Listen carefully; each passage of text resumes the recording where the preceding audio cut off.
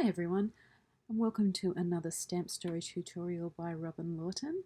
I'm an independent Stampin' Up demonstrator from Queensland in Australia, so thanks all for joining me. If you like what you see here, please don't hesitate to click the like button and or comment. That would be awesome. And if you'd like to see more of my tutorials, please just click the subscribe button and you will, which is the little bell, and you will receive notifications when I go live or make a video. So thank you for joining me today. Now, today we are going to make quite a special little box. I call it a storybook box.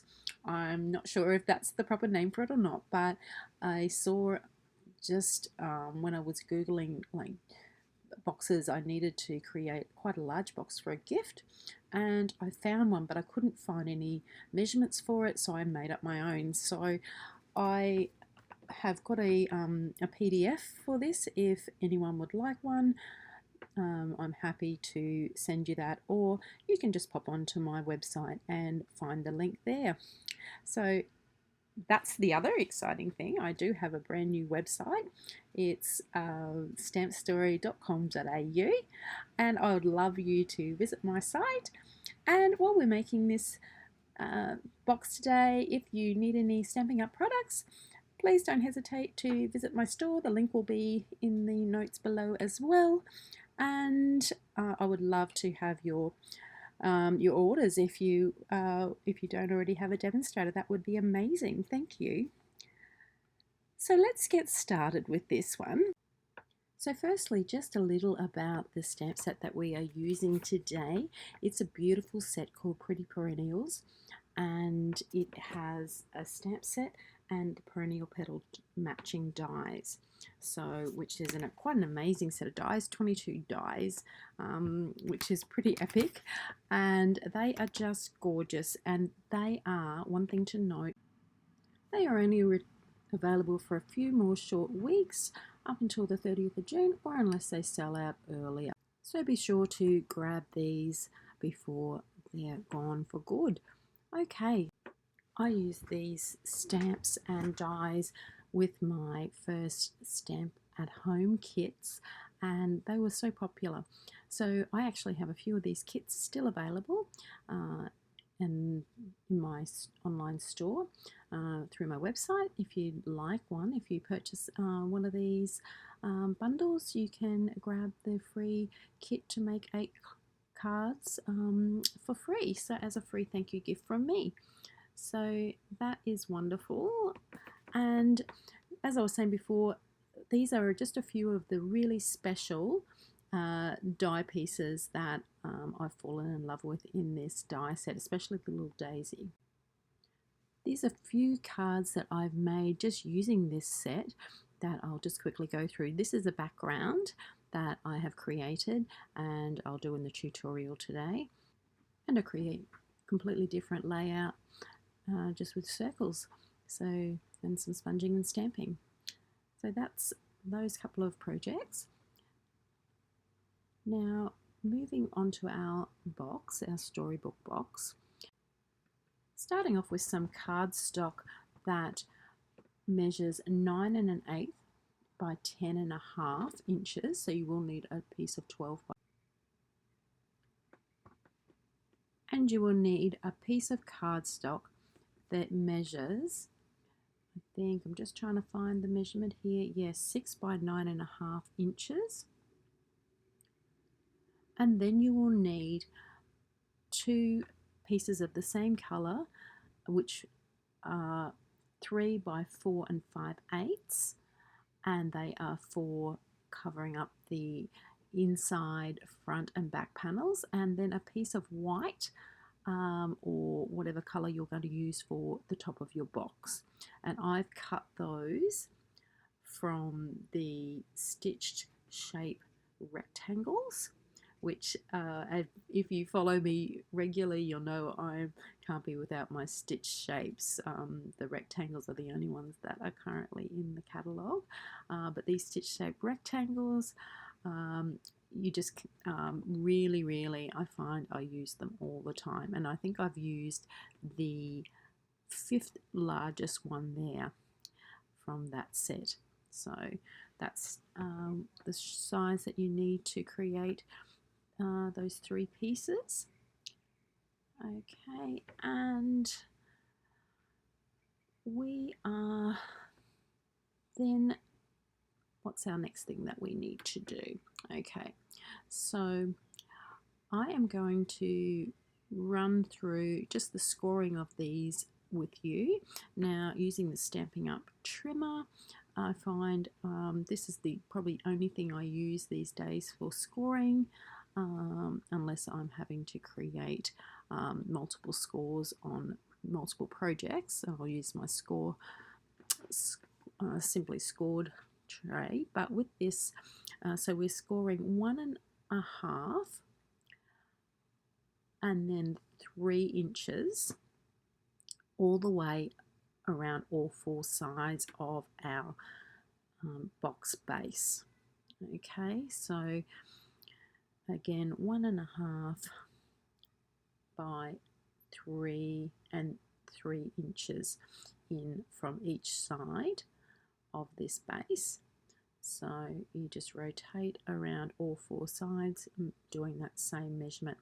And I like this trimmer much better than the last one Stampin' Up brought out.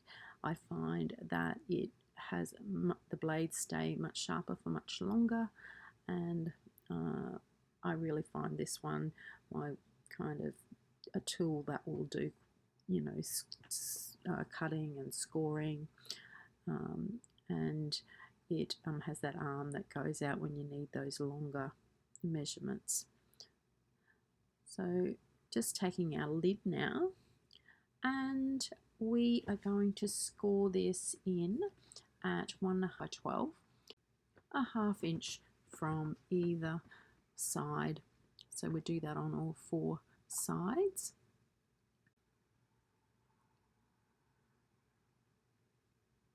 And we're just going to score our cover at 4 inches and 5.5 inches. So we will now, okay, so I have pre-taped this one up. So this is our base, and with a bone folder you can go ahead and crease down all of those fold marks. So just go ahead, and I've already done these, but just showing what I'm meaning by that. So when we scored along before at 1.5 and 3 inches on either side, we created all of these fold marks, and I have gone and cut up the center lines, as you can see there. So the inner 2 fold lines on either of the short sides, and then I have gone and cut off the 2 little squares that were on either corner. I'd done that previously on both sides. And what you'll also need to do here, you'll see I am just trimming off just a sliver just at that next little section, that little flap. And by doing that, it just creates a little bit more room for that box to fold in on itself, and you'll see what I'm talking about later on. So I've gone and put tape, double-sided tape, on either of those 4 outer flaps that are left there, and normally I would use my take your pick tool, but I just can't seem to find that at the moment. It's gone walkabout. So I'm just going to use the edge of my scissors just to take off that outer layer of the double-sided tape. So you can either use double-sided tape, or you could use your Stampin' Seal Plus for those. So I'm just use double-sided tape, so to make it easy to see, for you to see where to pop the tape on your base of your box. So just moving, you can actually take all 4 pieces, all 4 sides off at once, or you can just do a side at a time. I'm just doing all 4 all at once.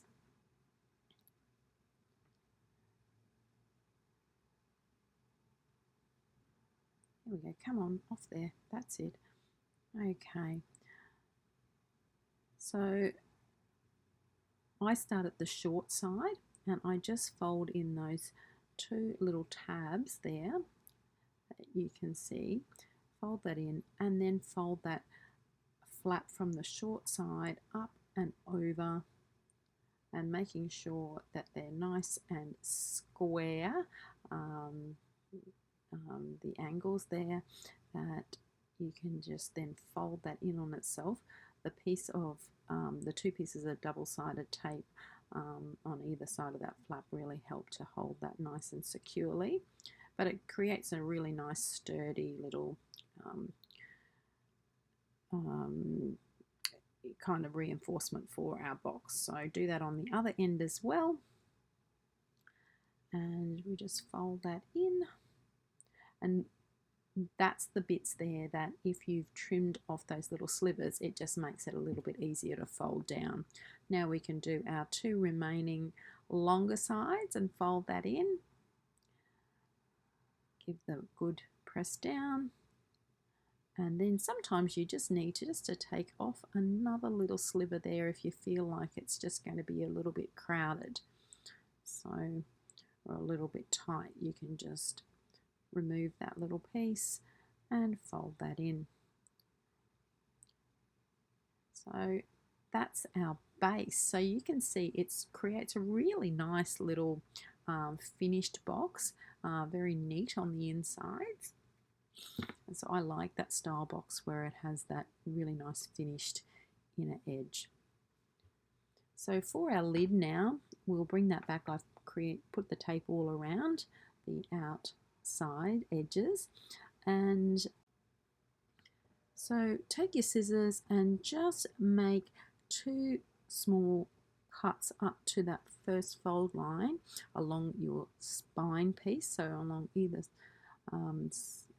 side of your lid there, and just notch out those a little bit on either side there to create that little V, and again on the other side.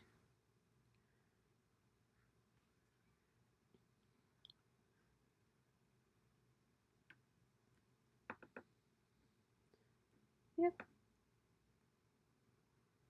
So I like to put that tape all around, just to do that. Then we're going to trim off just across each corner there, so you're not actually cutting off that point, but just cutting across the corner and getting rid of all that excess piece. Just be careful that you don't cut too much of an angle though, as you'll see why in a moment. Okay, let's go ahead and remove our double-sided tape again. Geez, I wish I'd found my take your pick tool, because it does just make it so much easier to remove this backing of this double-sided tape. But wouldn't you know it, whenever you go to film, something always disappears. It's like it's given that's going to happen.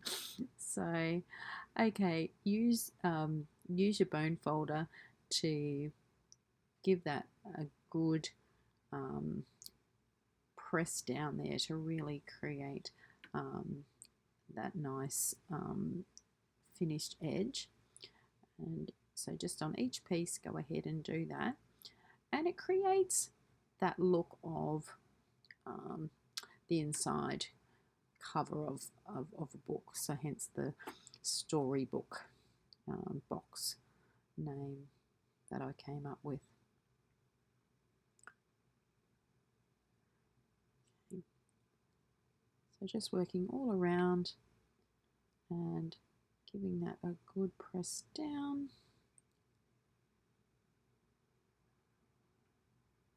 Oh, there we go. Okay. And last piece there.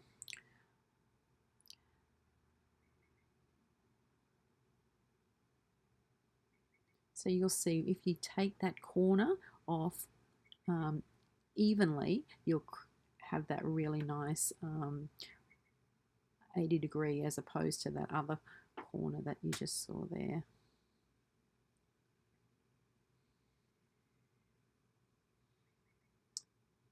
Okay, so now we come just to cover that up to make it nice and neat. We'll use our two stitch rectangles, our 5th smaller size in our stitched rectangles, and we will stick that on. I think we'll use some liquid all-purpose glue there. I always call this Tombow, but I think it's called liquid all-purpose glue if you want to order that. And the flat side of this, it's got two ends, and the flat side is really good for getting that right up into the corners, there. So let's just stick that down in place like so.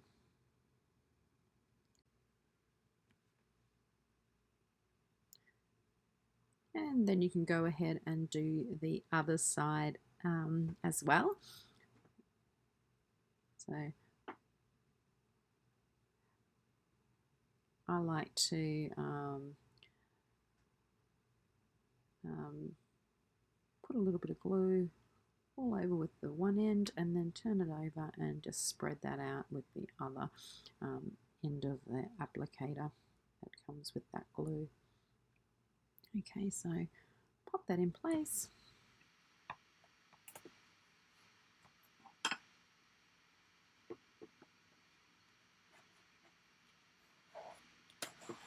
Right, so we're just going to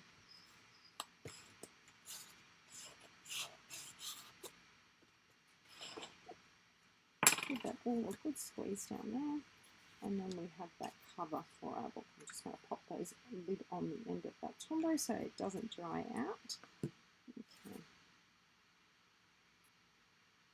Okay, so that's the cover for our box. Now it's just a matter of tacking that to that. The one thing that we do need to still do is to put our notches in so that we can use that to tie that up. We'll come back to that.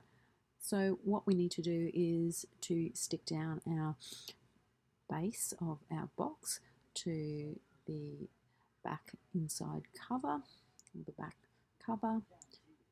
Again with our Tombow, put a generous amount of that all around, and I'm going to put the lid always back on that so it doesn't gum up on you. So we're just going to position that now so that you have an even amount of that cover, on either side of that box. So with you just saw me slide that along there, so that is where the Tombow liquid glue comes in really handy, because it does give you that little bit of time to be able to position it just where you want it without doing an instant seal. So hold that in place for a little bit. If I was at home, I'd be doing that. Now I've just brought out this punch and I've realized that, yep, no, it's not the one I needed. I've got a little tab kind of punch that would normally that I normally use for this, and I think I've left that back home in Queensland. So I'll just show you on this box. It's just cuts out a little oval knot so to tie the ribbon. Now let's get on with some fun stamping for this. So I'm taking my the number 5 size in that stitched rectangle, and I'm going to take a stencil and some of this soft succulent ink. It's in colour. I'm going to put that there, and I'll take my blender brush. Has everyone used these blender brushes? They really are awesome. They're amazing. They just give you such a beautiful soft colour, but also are really, really easy to hold and just manipulate. So, okay, so always start off, just a little tip, always start off just getting the excess ink off your blender brush onto your scrap of paper there. So I'm just going to lay this across here, and I'm going to hold it really firmly. Normally I would just tape up that if I was doing it in a class situation, but I'm just going to see how I'm just moving in a circular motion over this. Now some places I want to be a little darker, some places I want to be a little bit more subtle, so I can just push down a little bit harder in those places. Essentially, I'm just going to go all over that.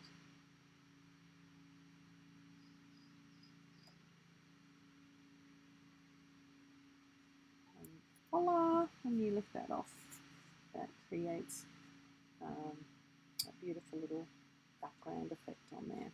Okay, so we'll set that aside as well. Just going to just move this just slightly.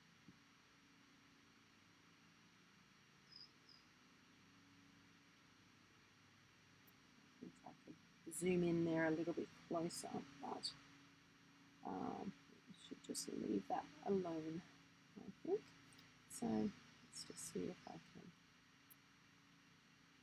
just move that in a little bit more.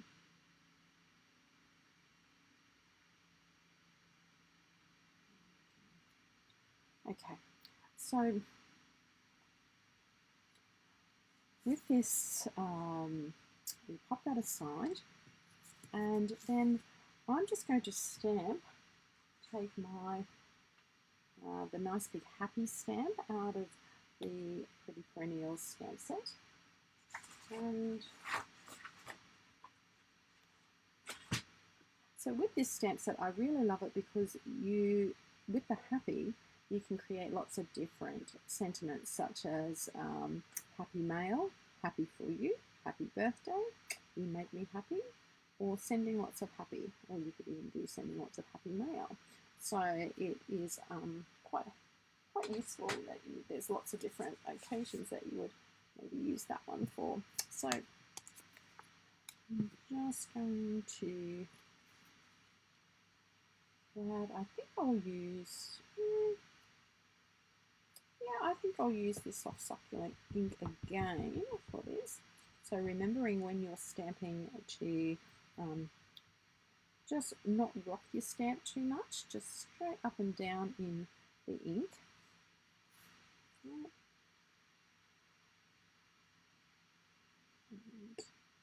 I've given myself the most skimpiest little piece of paper to stamp on.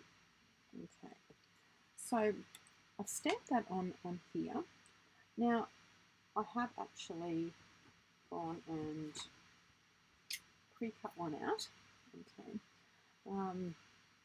Now you may think, oh, that is just too fiddly, and that I'm not going to cut this whole thing out, but when you go to cut it out, my little tip is just to, you really don't have to move your scissors too much, but just move the paper around so that when you're going around the corners, you're just moving the paper with one hand.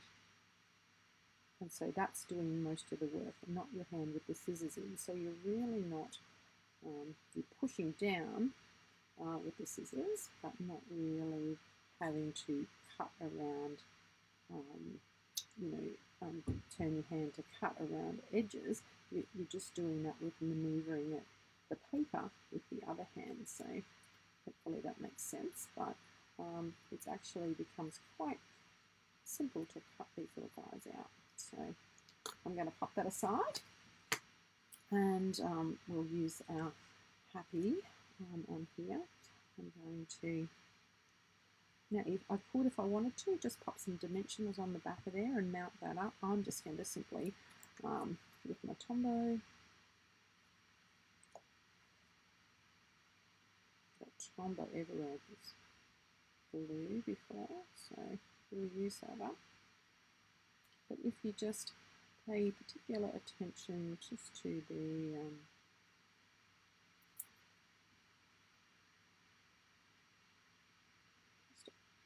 just put little dots just on the edges and of each of the letter.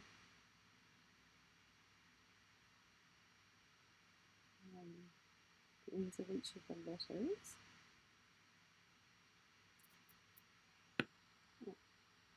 And we're going to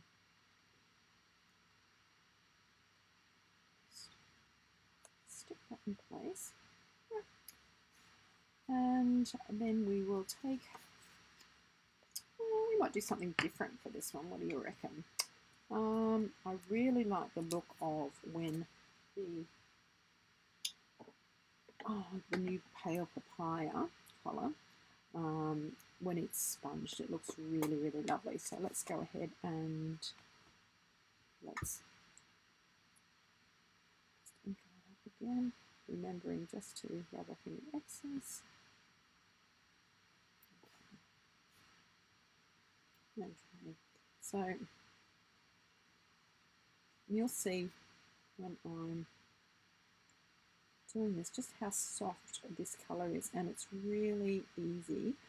Just as long as you keep remembering to do it in a circular motion, you're not going up and down, but you're just doing it in a circular motion, it will create this really soft blended look, which is really, really lovely. And so you could keep it like so, or you could just keep building up that colour. So I'm just going to, remembering still, it's so tempting to just go straight on there, but trust me, you just want to just make sure that you don't get a big blob of ink on that, on your work that you've worked so hard to create that softness. Right, so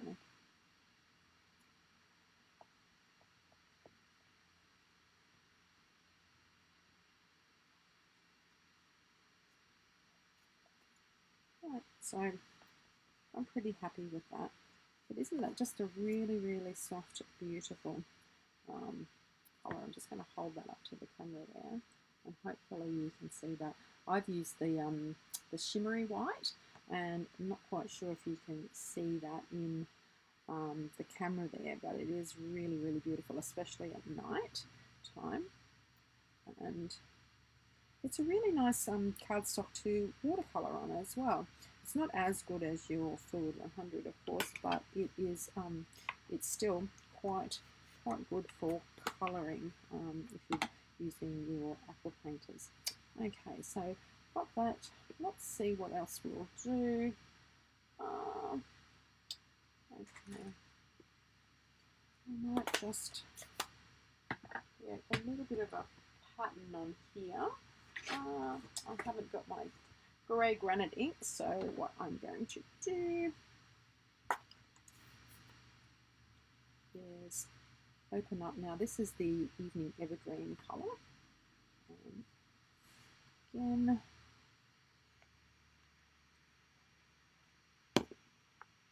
so this time I am going to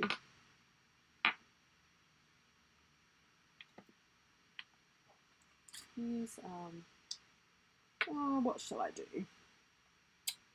I might just create the stems in the Simply Succulent. So with this little stamp, it's really cute. It's got the little branches, and then it also has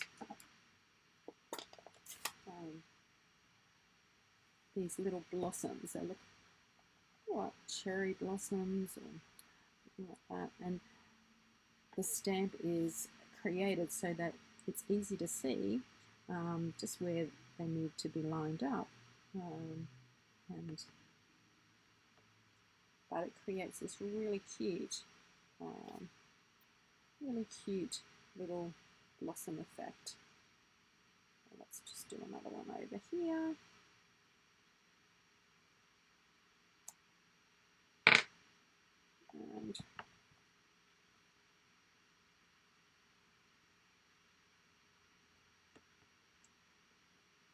And we might just do a tiny bit of a third one on here as well,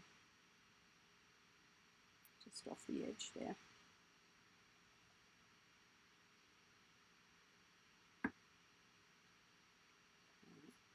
So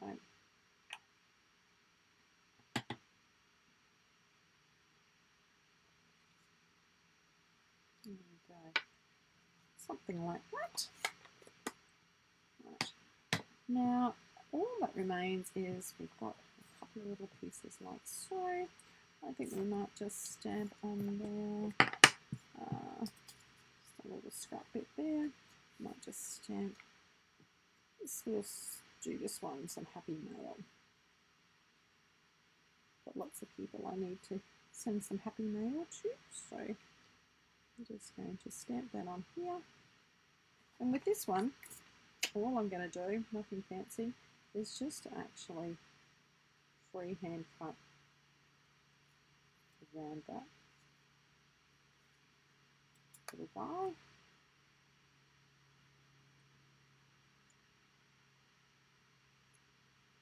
And I'm actually doing it on purpose, just cutting that a little bit skewy.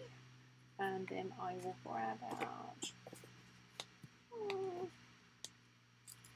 I could grab out a little bit of that just to pop behind it, just so that stands out, but maybe not. Maybe we'll pop it on there. I'm making this up as we go along, folks.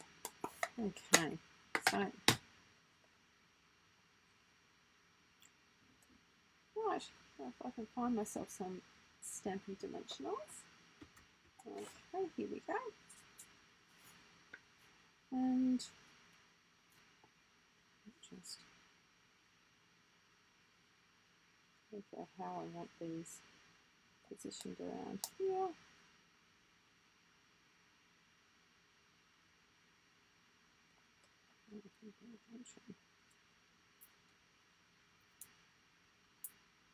As I said, I'm making this up as I go along, so hopefully it will look great.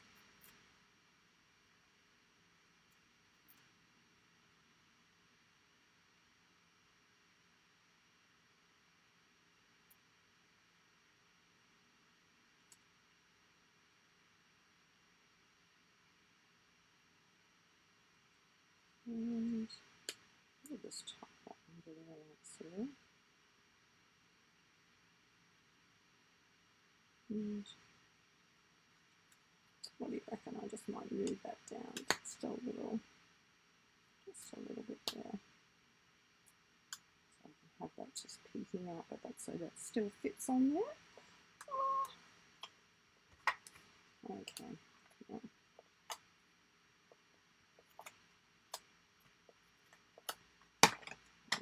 Just going to stick that little bar down here, and we might pop a little dimensional on. I'm just going to use just the little edge bit off here. It's always good for these little stamp pieces.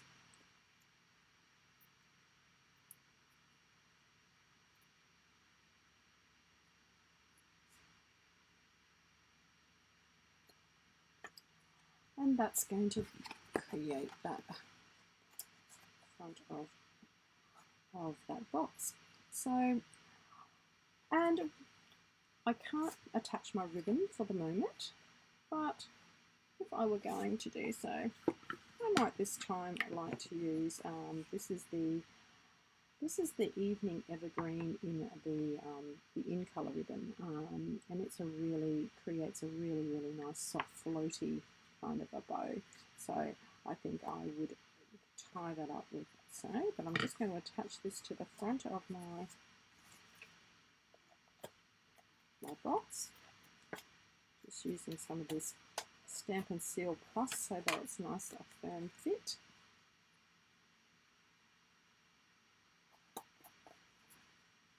Oh, and I've still got to attach my side piece there as well. So I could do that with this Stampin' Seal because it's a nice strong grip. So let's just go ahead and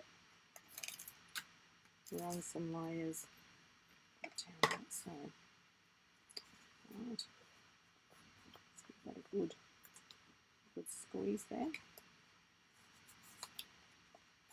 If you don't like messy Tombow glue or liquid glue, that's a really good alternative. It creates just, it's called Stampin' Seal Plus for a reason because it seals it really nice and firmly there. So, oh, I wish I could tie my bow on there, so I'm just going to, just to finish that off, I'm going to have to go and find that punch when we finish this one and post a finished photo.